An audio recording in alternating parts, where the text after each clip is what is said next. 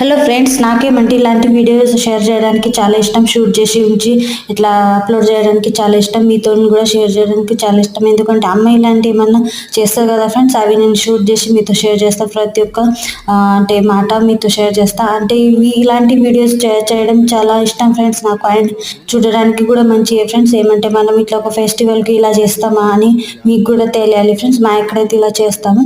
అయితే మేము అమావాస్య నాడు దివాళీ పూజ పెట్టుకున్నాం కదా ఫ్రెండ్స్. ఆ రోజు కూడా అమ్మ దిష్టి తీసింది.